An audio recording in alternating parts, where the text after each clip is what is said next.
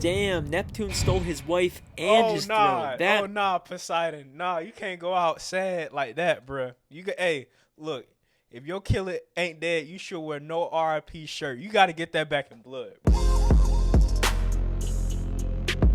We find out Poseidon is actually in terrible shape. If you remember at the end of the episode... Hey, bruh, fraud.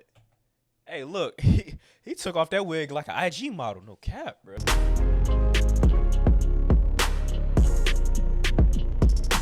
What's going on, YouTube? This is your boy Broadband, and I'm back again with another banger, man. Check this out, y'all. Today we got conspiracy theory number 5, man. Shout out to Alex Bale. These conspiracy theories have been going crazy, man. But before we do that, make sure we like the video, subscribe to the channel, and turn on the notifications, man. Excited to get into it. Number 5, the Neptune theory. Without further ado, let's get into the video, man. Let's get it in. Let's get it in.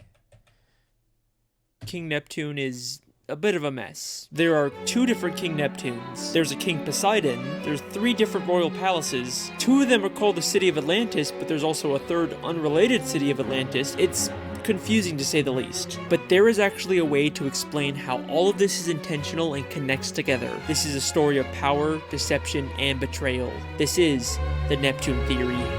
Ooh. Hey, real talk, I never knew. I've always heard of Neptune in the Spongebob series.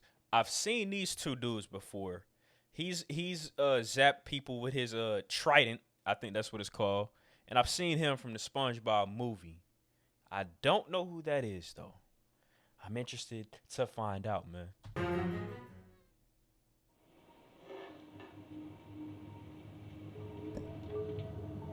That was probably nothing.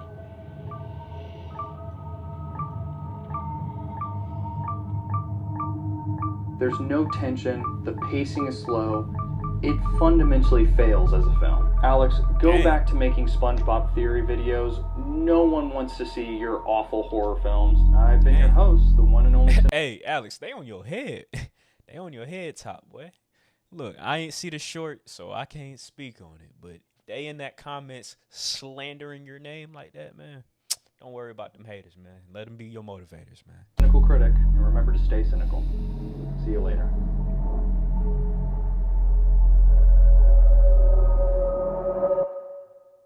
And we're back! What's up? I'm your host Alex, the SpongeBob guy, back with another SpongeBob conspiracy. I've said it before, but the overwhelming support for these videos is insane. So, I'd be stupid not to make more. I mean, everyone loves them, right? Hello, fellow truth seekers. It's Conspiracy Carl here. Welcome back to The Awakening. I have been awakened myself to the immense lies of this person right here. This liar, Alex Bale. Well, almost everyone. So I showed a bit of this conspiracy guy's reaction in my last video, and apparently he didn't like that, so now he's claiming that I'm part of some giant Illuminati conspiracy. Somebody looks like they're a puppet for the Illuminati.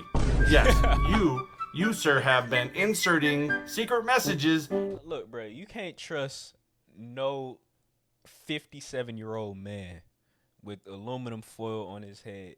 Like, look, bro, you should be wrapping paper plates with that aluminum foil instead of creating new conspiracy theories, man. But shout out to Conspiracy Carl for keeping it thorough. You know what I'm saying? Let's get into the video, man. Yes, you sir, have been inserting secret messages into your videos. Evil lurks there, people. It's honestly really funny. You should check them out. Anyways, let's get into the theory. Is what I would say if I wasn't sponsored. Hey Alex, how do I make a cool YouTube film video like you? Well, it's easy. You just gotta learn to edit, record dialogue, write a script, use camera and lights, learn Photoshop and VFX. Whoa! How the heck am I gonna learn to do all that? Too much. That's a northern royal flycatcher. You can tell by its fan-like crest and long bill. Now on to the theory.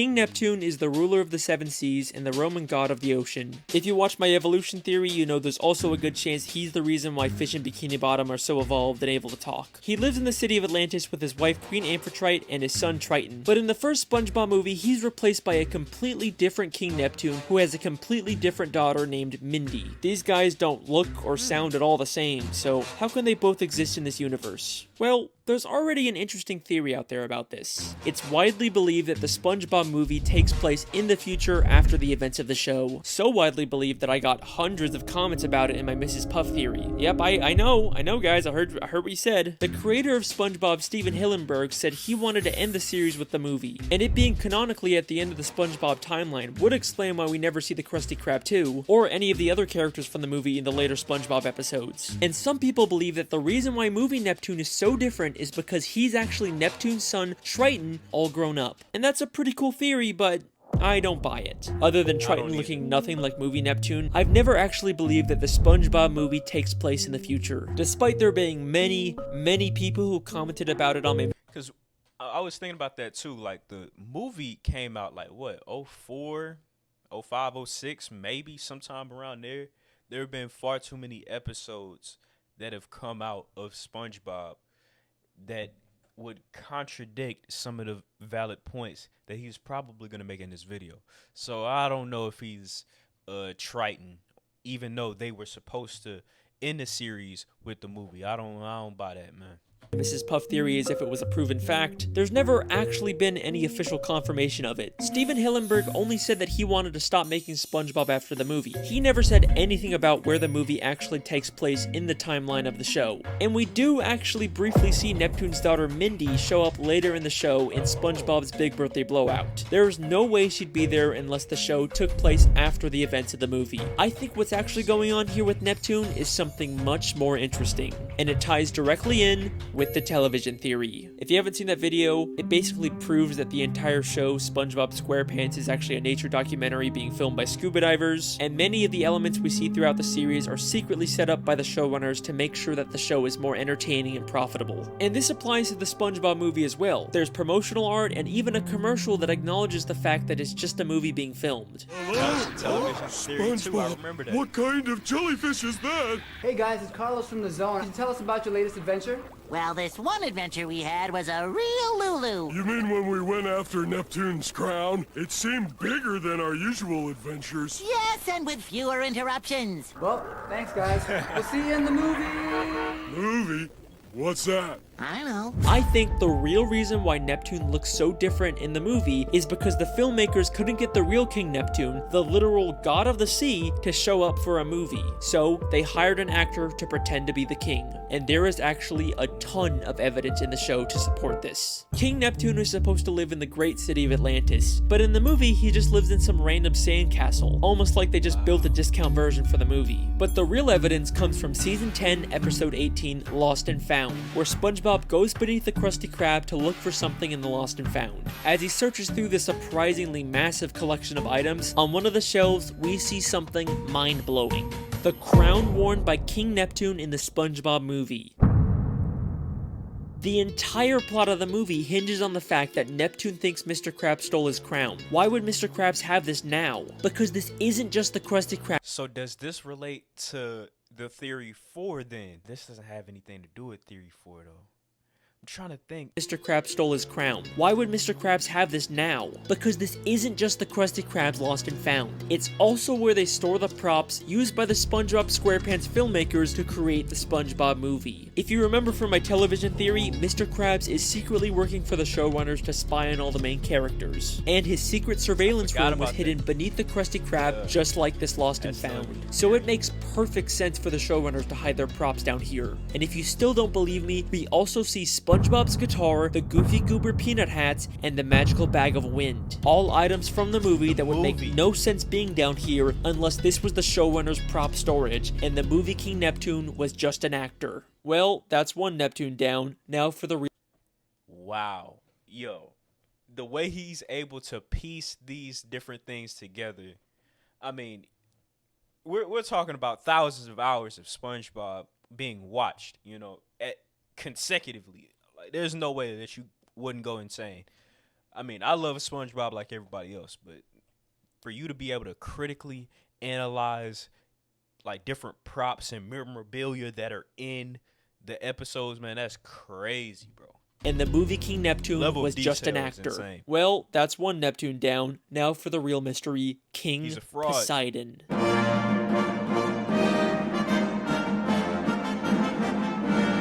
In the third SpongeBob movie, Sponge on the Run, the King of the Sea is yet again replaced by a new character, King Poseidon, the Greek god of the ocean. He actually does live in the city of Atlantis, except instead of the ancient royal architecture, it's a giant casino designed to make money. It'd be easy to say that these are just two separate kings that rule different areas of the sea, but they both claim to be the ruler of the seven seas. So how can two different characters both be the king of the same seven seas?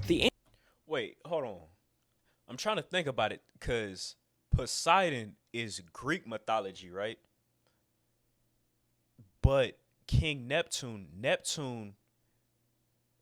I'm trying to remember like what part it's ancient. I want to say it's like Roman or something like that. Cause that's the only way that they could like be rulers of the same seas type thing. That's what's crazy about. I know Poseidon, that's Greek mythology. So they can both exist in the same realm. Yeah. So how can two different characters both be the king of the same seven seas? The answer to that question actually has to do with a place called Camp Coral. Throughout the third SpongeBob movie, we keep cutting back to flashbacks of a younger SpongeBob and all the other characters when they all went to summer camp together. This was all to set up a spin-off show called Camp Coral that followed these younger characters. Now at first, I just wrote the show off as SpongeBob following the trend of making all their characters younger to appeal to a younger demographic. It's been done before and it's never very good. They also completely contradict the continuity of the main show by having characters like Sandy and SpongeBob meet as kids when we know they actually met as adults in the main show. Look, I am having a hard enough time figuring out this show's continuity on its own. I do not need another show full of contradictions to make it even harder. But the creators actually did something very clever to make the continuity work. The 7th episode of Camp Coral ends with one of the biggest plot twists I've ever seen from the show. So in this episode, SpongeBob actually discovers the Krabby Patty secret formula way before it was supposed to be created by Mr. Krabs. But at the end of the episode, it gets accidentally destroyed by Sandy, and then we get this mind-blowing scene. This is Little Cheeks calling Big Cheeks. Come in, Big Cheeks. Over. Affirmative, Little Cheeks. This is Big Cheeks receiving you from the future. How are things going in the past? Your plan worked perfectly. The formula burned up before Mr. Plankton could nab it. Now it can be safely rediscovered in the future. I knew sending you to Camp Coral was the right thing to do. Over and out. Wait a minute. So they would have disrupted the space-time continuum if they would have discovered the formula at Camp Coral.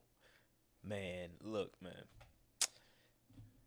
Sandy, she low-key saved it. She low-key saved the trajectory of the show. Or Lil Sandy, as I should say. I knew sending you to Camp Coral was the right thing to do. Over and out. Bye, future me. Ha. Mission accomplished, timeline preserved. Now everything can continue just the way it's always been. So Sandy used time travel to send her past self to Camp Coral so that she could make sure the Krabby Patty formula didn't get discovered before it was supposed to. They actually figured out a way to make this messed up continuity make sense. Don't you dare tell me this show doesn't care about its continuity. Can I also just say that this scene lines up perfectly with my television theory? Hey, real talk though, I really do need to apologize because I think in my second or third reaction to the conspiracy theory, I said the continuity didn't make sense. No, they are dedicated to making sure that all the details line up in certain types of ways, man. It's crazy. And Alex was the one that brought it to my attention that, I'm gonna be honest, I thought each episode of SpongeBob, each 30-minute episode was 2 independent episodes, but no. There is a certain level of continuity within the show, man. Crazy. Major part of that theory is that Sandy is actually a spy working for the showrunners and is secretly making sure everything stays on track. And then what do we see a month after I post my theory? Sandy secretly manipulating everyone to keep the show on track. Just gonna give myself a little pat on the back there, but enough gloating. That boy called his shot like he's Steph Curry. That boy called his hit like he Babe Ruth, no cap. Keep the show on track. Just gonna give myself a little pat on the back there, but enough gloating. What does any of this have to do with King Poseidon? Well, this proves that Camp Coral and the movie that sets it up are in an alternate timeline. The events that have taken place in the show are not the same events in this movie. The continuity errors like Sandy and SpongeBob meeting, or Poseidon being the king of the sea instead of Neptune, can be explained by this shift in the timeline. So there you go. King Poseidon and King Neptune are from completely separate timelines. That's why we never see any reference to King Poseidon in the show. And that is the Neptune theory. Huh. I mean, that wasn't so hard. I guess I'm done here. Neptune stirred up quite a gale tonight. He must be mad about something. That's silly. Everyone knows Poseidon is ruler of the undersea. Everyone knows Poseidon is ruler of the undersea. Why can't anything ever be easy? Because I have heard them reference in the show, oh dear Neptune, or like, because, you know, Neptune is the god, or at least so I thought was the god in the show. Like, he's the Jesus figure in the show. That's crazy. This is the clip that really made me decide to make this theory. The beginning of Season 5, Episode 19, SPONGEHENGE, shows two fish arguing over whether Neptune or Poseidon is the real ruler of the sea. It's like the creators are directly telling us that both of these characters somehow exist in the same timeline, and it's our job to figure out how the puzzle pieces fit together. So, let's take a look. Despite both of these characters having similar appearances and personalities, there is one very important difference between them. Poseidon doesn't have power. We've seen many times that King Neptune has magical abilities that he can use at any time, even without his trident. But in the entire third SpongeBob movie, we never see Poseidon use any powers or magical abilities, except for lighting up his trident, but all he has to do for that is just flip a switch. And we know from the episode Trident Trouble that you don't even need to be a god to use the trident. And at the end of the third movie, we find out Poseidon is actually in terrible shape. If you remember at the end of the episode, hey, bruh, fraud. Hey, look, he took off that wig like an IG model. No cap, bruh. Like, bruh, he took off. See, look, the illusions of makeup, man. The illusions of Hollywood. The illusions of them filters, man. You know. See, he was the 10. Now he a 3. Pause. Big pause. And we know from the episode Trident Trouble that you don't even need to be a god to use the trident. And at the end of the third movie, we find out Poseidon is actually in terrible shape. If you remember at the end of the episode Neptune's Spatula, Neptune briefly turned SpongeBob into a god. And we can see that having god powers gives you a perfect body. So why is Poseidon in such terrible shape? Because he doesn't actually have powers. Only Neptune does. Even Neptune's wife, Queen Amphitrite, has to use technology to zap someone, unlike Neptune, who only has to use his finger in the exact same episode. He is clearly the only one with powers, but why? To answer this question, we first have to understand the origins of King Neptune. Now, throughout the show, there is very little information on Neptune's past. I read the Wikipedia, I looked through the comic books, the video games, but I just couldn't find anything that would help me. But then I remembered there are SpongeBob shorts, which are like mini episodes that only air once, usually to promote something. So I started looking to see if there were any that could help us, and lo and behold, there is a SpongeBob short called The Story of King Neptune. Huh. Yeah, I guess that could be helpful. This short is about SpongeBob telling Patrick the origins of King Neptune, but it's not entirely clear whether it's true. The story of King Neptune. When King Neptune was a little Neptune, his mother set him adrift in a river. As he floated along, a radioactive meteor fell to Earth. An alien appeared and anointed the infant with super Neptune fluid. Is that really the origin of King Neptune? Sure. So King Neptune was abandoned. There's a biblical story that is just like this. I don't know if it's Joseph. I forgot the name of the person in the Bible that they put him, his mother put him in a basket and sailed him down the river, and he was adopted by somebody. You guys let me know in the comment section what biblical story that is. I don't know if that It's gonna kill me. It's gonna kill me. I know my grandma gonna be mad at this video.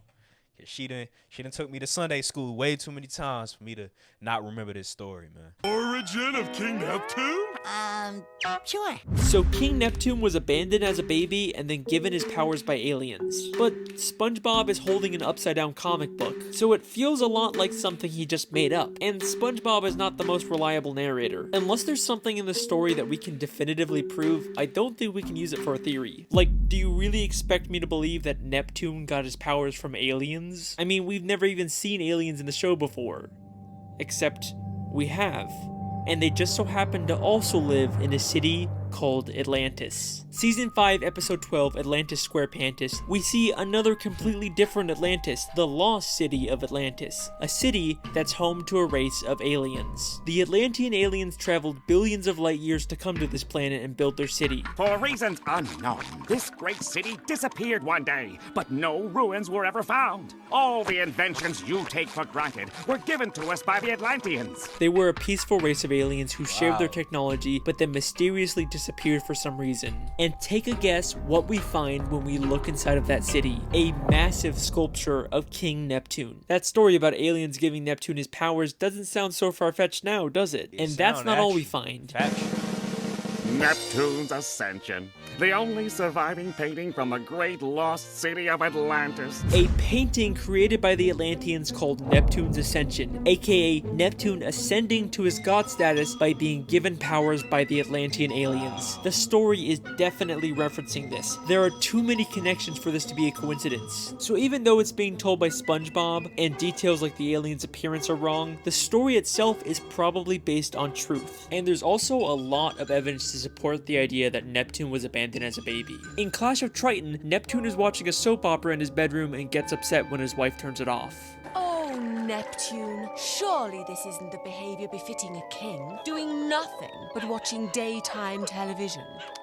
Wait! Rochelle was just about to meet her biological parents. In the soap opera, Rochelle was just about to meet her biological parents. Maybe the real reason why Neptune's so invested in the soap opera is because he's never met his biological parents either. There's even tissues on the table next to him as if he's been crying. And the idea that Neptune was abandoned as a baby works perfectly. Hey, the way she threw him in that oyster, she threw him like a bounce pass in basketball. Like, she ain't even like lay him in that basket. She like bounce pass, you know, crisp. Look at the form. On the table next to him as if he's been crying. And the idea that Neptune was abandoned as a baby works perfectly with the mythology in the show. Neptune is the Roman god of the sea, but he is the only reference to Roman mythology in the show. Everything else we see is I caught it. It was Roman. Man, I learned something in school. Hey, my teacher would be proud, you know what I'm saying? Shout out to my 10th grade language arts teacher, Miss Cathaway. You dig? The sea, but he is the only reference to Roman mythology in the show. Everything else we see is from Greek mythology. In the episode Trident Trouble, we see a Greek chorus. Behold, we're the Greek chorus. We narrate this epic tale. Neptune once mentioned Zeus, the Greek god of thunder. So I say, look, Zeus, either you come up with more money, or Neptune walks. He also mentions Apollo, the Greek god of the sun. Now behold, my beloved home of Atlantis. A prize worthy of Apollo. Even in the city of Atlantis where Neptune lives, there's a building named the Poseidon, clearly named after Poseidon. So Neptune is clearly the outsider here, which is why he was abandoned as a baby. But if the sea is actually ruled by Greek mythology, then Poseidon should be the true heir to the throne. Why is Neptune the king in the show? Because after Neptune was given his god powers by aliens, he returned to Atlantis and stole the throne from Poseidon. This would explain why there's so much confusion over who the real king is. Neptune stirred up quite a gale tonight. Everyone knows Poseidon is ruler of the undersea. Legally, Poseidon should be the king, but Neptune took it by force. And that's not all he took from Poseidon. Neptune's wife, Queen Amphitrite, is the goddess of the sea. The Greek goddess of the sea, aka the wife of Poseidon. God damn, Neptune stole his wife and his throne. Oh, nah, Poseidon. Nah, you can't go out sad like that, bruh. Hey, look. If your killer ain't dead, you should wear no RIP shirt. You got to get that back in blood, bro. Nah, bro. You can't get Derek Fisher out here. You can't get Scottie Pippen out here. You know what I mean? Look, you got to get that back. Gotta get your woman back. Never go full Bobby Womack, man. If you know, you know, bro. What the immortal Chris Breezy say? These girls ain't know you. No, they ain't. Whoa. Is the goddess of the sea, the Greek goddess of the sea, aka What? the wife of Poseidon. Yikes. God damn, Neptune stole his wife and his throne. That is cold. And eventually, everyone did recognize Neptune as the rightful king. The Took pink his fish who wifey? seemed adamant about Poseidon being the king completely changes her mind one season later in Clash of Triton. Wait a minute, King Neptune is coming here? Oh, I'm a huge fan of the royal family. I just love everything they do. And that is the real story of King Neptune. The reason why Poseidon is king in the third movie is probably because in that timeline, Neptune was never given his god powers, so he never stole the throne from Poseidon. Although, seeing as how Poseidon turned Atlantis into a big casino cash grab city, maybe it's a good thing Neptune took over. The lost city of Atlantic City. And that is the Neptune theory. That was a Nah. tough one, but we are finally done. See you Nah, next we ain't time, done. guys. We ain't done. We ain't done. Nah, he said the lost city of Atlantic City. He didn't say the lost city of Atlantis. And they have made many references to Atlantis in the SpongeBob. Nah, we ain't done, man. We should be done though, cause he stole bruh wifey. You know what I'm saying? Like that's big tough. You know what I'm saying? That was a tough one, but we are finally done. Bro, See got you Matt next time, Barnes. guys. Wait, why is Poseidon City called the Lost City of Atlantic City? The lost city of Atlantic City. I mean, the Atlantic City Park makes sense. That's a reference to the real-life Atlantic City. True. But why is it called the Lost City? There is nothing lost about the city. It seems like everyone's easily able to find it. The only other reference to a lost city of Atlantis is the one with the aliens that gave Neptune his powers. Nope, I don't care. I'm done with this theory. I don't need to answer every single little question. I am 100% done.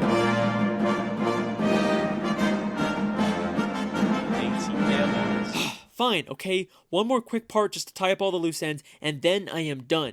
Alright, here we go. So we know before the Atlantean aliens mysteriously disappeared, they shared their technology with the creatures of the sea. I think the self-proclaimed gods of the sea got their technology, like tridents and their other weapons, from the Atlantean aliens. In fact, the Atlantean guards even use golden tridents as their weapons. That's why the gods named their city Atlantis, to pay tribute to the Atlanteans that gave them their technology. But all of that changed when Poseidon became king of the sea. He betrayed the Atlanteans and used their own weapons against them to conquer their home and turn it into a casino city. That's why Poseidon City is called the Lost City, even though— Hey, that's real colonizer energy. I ain't vibing with that, bro.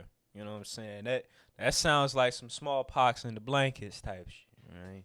I can't even cap you down, man. That sounds pretty treacherous. You deserve to get your wifey stolen if that's the case, man. I can't even— of the sea. He betrayed the Atlanteans and used their own weapons against them to conquer their home and turn Real it into a pilgrim casino energy, city. bro. That's why I ain't Poseidon vibing. City is called the Lost City, even though it's not lost. It's referencing the Atlantean city that was conquered by Poseidon. And the reason why the Atlanteans gave god powers to some random abandoned baby in the main timeline was so that Neptune could take the throne from Poseidon and prevent him from conquering the alien city. And the reason why the Atlantean city mysteriously disappeared was because they hid it so no one could ever try and conquer them again. And that is the Neptune theory. I am done. That makes perfect sense, though. Okay, that's another one done. Thank you so much for watching. I've been your host, Alex. We've got more on the way. I'll see you next time. Hey, listen, that theory was awesome. You know, I don't know how you keep coming up with these, but I mean, they're great.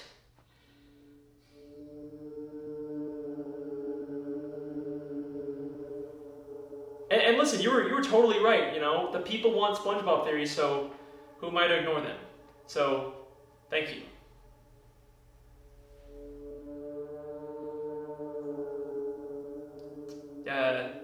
Hello? Got the meat for you.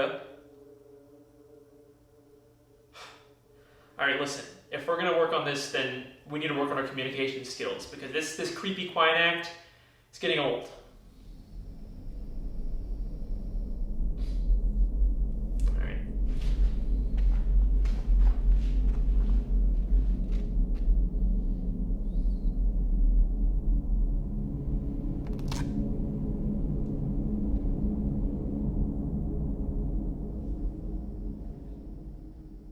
There's nobody there.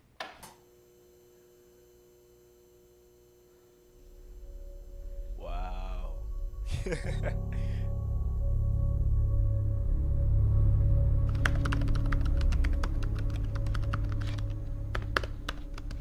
he crippin'. Double C's.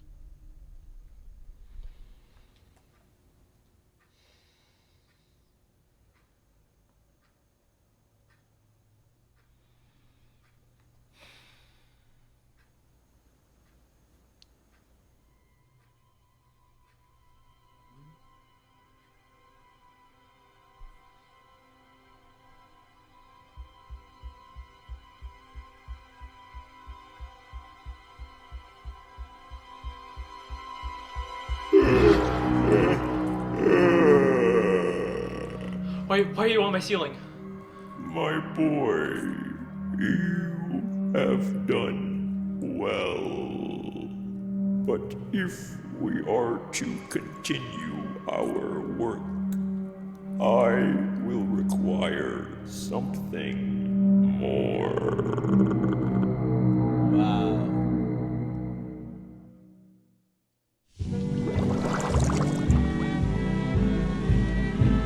SpongeBob. Yo, shout out to Alex Bale, man. Yo, he actually does a really great job of like creating suspense within like his content and stuff like that. I really do rock and vibe with that. As far as Conspiracy 6, I'm thinking that might be the jellyfish theory, you know, because of the little droplets maybe. I don't know, jellyfish theory. I don't know what that could be. Like, it's like a ink, right? I'm trying to think of the things that inked in Bikini Bottom. Let's see. We've already had the Mrs. Puff theory. Nah, it's gotta be. I'm going with jellyfish theory. I can't think of anything else right now, but you guys, of course, will see it in the comment section, and you guys let me know what you think the next theory is. What do you think conspiracy number 6 is, man? But ladies and gentlemen, that's been the video. If you like the video, please do not hesitate to like, comment, share, and subscribe. And thank you and shout out to Alex Bell, man. And until next time, man, we out of here. You feel me?